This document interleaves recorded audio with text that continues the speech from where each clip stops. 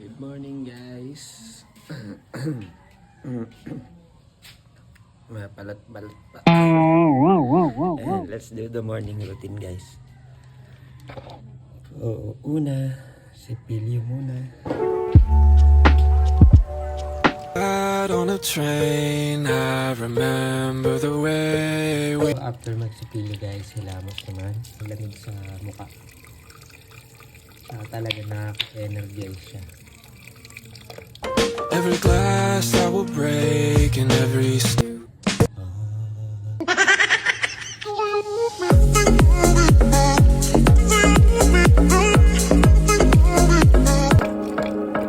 Hilamos ako, medyo nagigising-gising na ako nun. Kaya, bibili muna ako ng almusal. Tara.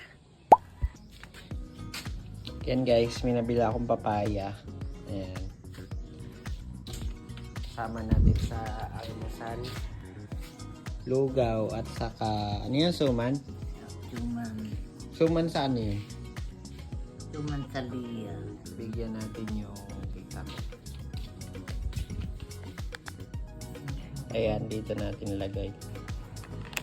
So, ang laki niyan. Papaya.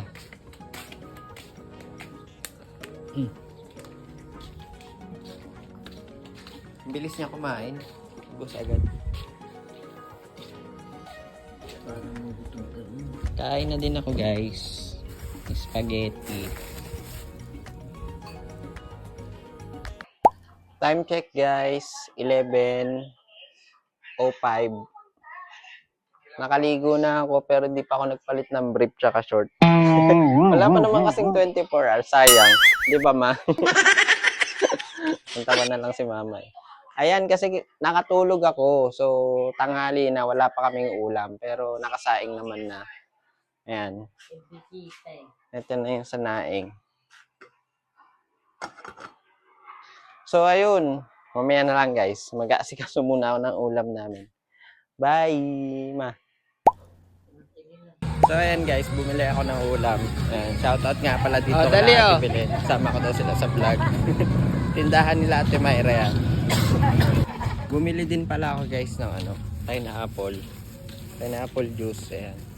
Para kay mama. Init. May payong ako. Ito. Pero ayokong gamitin. So, yun lang. Uwi na ako, tas kain na kami. Kain, guys. Just give me something I can hold on to, something here for us to prove it isn't over. Ito yung pagkain namin. Ito yung ulam ko. Ulam namin ng tita ko. Ito kay mama. Ayan. Isda yan, ha. Baka sabihin nyo na naman baboy. Oh, isda.